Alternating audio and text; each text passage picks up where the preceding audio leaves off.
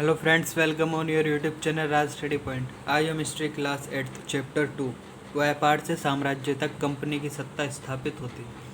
इस चैप्टर के 4 पार्ट हम पहले ही अपने यूट्यूब चैनल राज स्टडी पॉइंट पर अपलोड कर चुके हैं। आज ये हमारा 5th पार्ट होगा, जिसमें हमारा टॉपिक है नए शासन की स्थापना। गवर्नर जनरल वॉरेन हेस्टिंग्स 1773 से 85 तक इनका शासन रहे। उन बहुत सारे महत्वपूर्ण व्यक्तियों में से थे जिन्होंने कंपनी की ताकत फैलाने में अहम भूमिका अदा की थी। मतलब जो वॉरेन हेस्टिंग है, उन बहुत सारे महत्वपूर्ण व्यक्तियों में से ये एक थे जिन्होंने कंपनी की जो ताकत है उसको फैलाने में अहम भूमिका अदा की। वॉरेन हेस्टिंग्स के समय तक आते आते कंपनी न केवल बंगाल बल्कि बम्बई और मद्रास में भी सत्ता हासिल कर चुकी थी। जब वॉरेन हेस्टिंग्स का समय आया तो उस टाइम तक कंपनी न केवल बंगाल बल्कि मद्रास और बम्बई में भी सत्ता हासिल कर चुकी थी। जैसा कि आप जानते होंगे कि कंपनी का शासन सबसे पहले बंगाल में ही स्थापित हुआ था। ब्रिटिश इलाके मोटे तौर पर प्रशासकीय इकाइयों में बटे हुए थे, जिन्हें प्रेसिडेंसी कहा जाता था।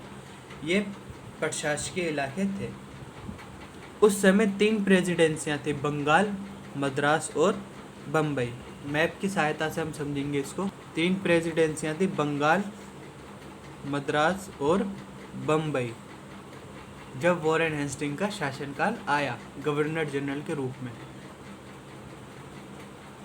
हर एक का शासन गवर्नर के पास होता था। मतलब तीनों ही जो प्रेसिडेंसियां थी उनमें एक गवर्नर होता था। जैसे एक बंगाल का गवर्नर होगा, एक मद्रास का और एक बम्बई का। लेकिन सबसे ऊपर जो होता था उनमें वो होता था गवर्नर जनरल, मतलब गवर्नर से भी ऊपर होता था।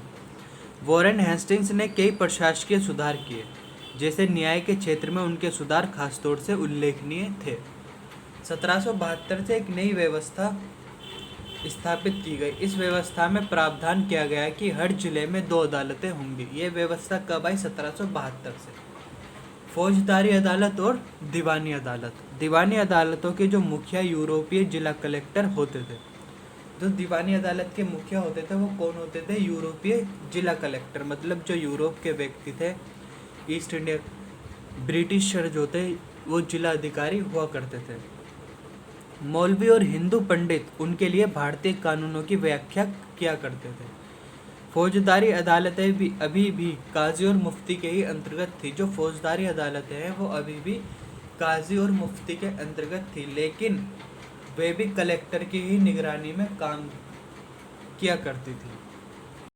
1773 में रेगुलेटिंग एक्ट के तहत एक नए सर्वोच्च न्यायालय की स्थापना की गई। इसके अलावा कलकत्ता में अपीलीय अदालत, सदर निजामत अदालत की भी स्थापना की गई। 1773 का जो रेगुलेटिंग एक्ट आया, इसमें एक सर्वोच्च न्यायालय की स्थापना की गई और एक अपीलीय अदालत कलकत्ता में स्थापित की गई। भारतीय जिला है उसमें उस टाइम में कलेक्टर का ओहदा सबसे बड़ा होता था। नेक्स्ट हमारा टॉपिक है कंपनी की फौज। कंपनी के साथ भारत में शासन और सुधार के नए विचार तो आए, लेकिन उसकी असली सत्ता सैनिक ताकत में थी। मतलब कंपनी जो है वो शासन और सुधार के नए विचार तो लाई, परंतु उसकी जो असली सत्ता है वो उसकी सैनिक ताकत में ही थी। मुगल फौज मुख्य रूप से घुड़सवार यानी घोड़े पर चलने वाले प्रशिक्षित सैनिक और पैदल सेना थी। मुगल फौज की अगर हम बात करें तो उसमें 2 हुआ करते थे, एक घुड़सवार और एक पैदल सैनिक। उन्हें तीरंदाजी और तलवारबाजी का प्रशिक्षण दिया जाता था। सेना में सवारों का दबदबा रहता था और मुगल साम्राज्य को एक विशाल पेशेवर प्रशिक्षण वाली पैदल सेना की ज़रूरत महसूस नहीं होती थी।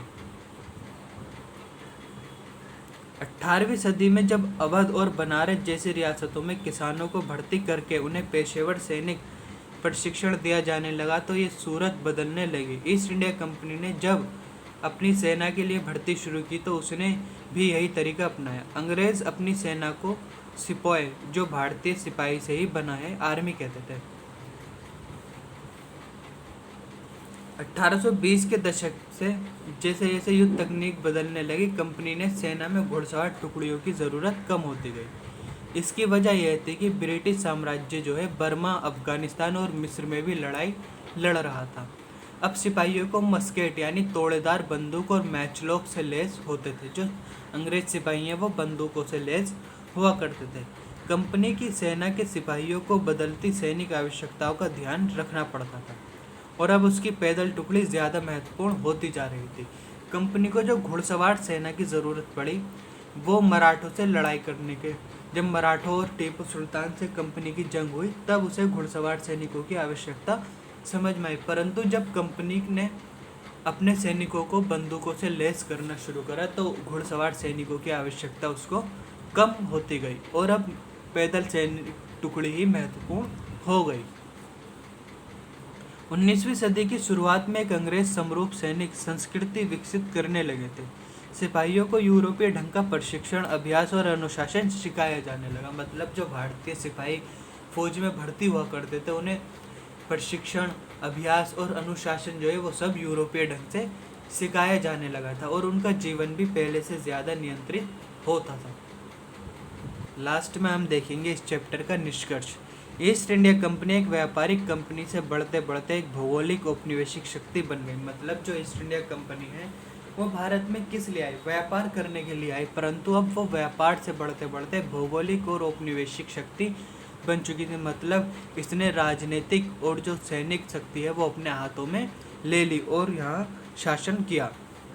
19वीं सदी की शुरुआत में नई भाप तकनीक के आने से ये प्रक्रिया और तेज़ हो गई। भाप तकनीक मतलब जब भाप के इंजन का आविष्कार हुआ तो ये प्रक्रिया जो है और तेज़ हो गई। तब तक समुद्र मार्ग से भारत पहुंचने में 6 से 8 माह का समय लगता था। मतलब अगर समुद्र से भारत आना है तो 6 से 8 महीने में आया करते थे। भाप से चलने वाले जहाज़ों ने ये यात्रा 3 हफ्तों में ही समेट दी। मतलब अब भाप से जहाज़, पानी के जहाज़ भी चलने लगे तो अब क्या हुआ, ये यात्रा 6 से 8 महीने से घटकर खाली 3 हफ्तों में ही समेट दी गई। इसके बाद तो ज़्यादा से ज़्यादा अंग्रेज़ और उनके परिवार भारत जैसे दूर देशों में आने लगे। अंग्रेज़ों को क्या होता था कि जहाँ पर भी वे अपने उपनिवेशिक देश में जाया करते थे, जो उनका उपनिवेश था, वहाँ उनको अच्छा काम मिल जाया करता था।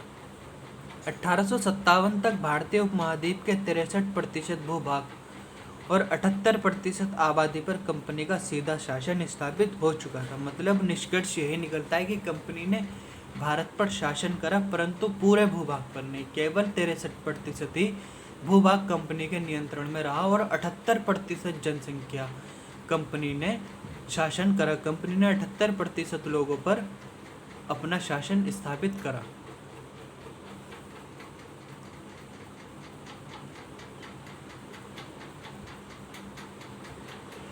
और जो बचे कुचे भूभाग हैं, शेष भूभाग पर आबादी जो बच रही है शेष, उस पर कंपनी का अप्रत्यक्ष प्रभाव था। इस प्रकार व्यवहारिक स्तर पर ईस्ट इंडिया कंपनी पूरे भारत को ही अपने नियंत्रण में ले चुकी थी। ये चैप्टर हमारा फिनिश हुआ। मिलते हैं नेक्स्ट वीडियो में नेक्स्ट चैप्टर के साथ। वीडियो अच्छी लगे तो वीडियो को लाइक करें, अपने फ्रेंड के साथ शेयर करें और हमारे यूट्यूब चैनल राज स्टडी पॉइंट को सब्सक्राइब करें। Thank you.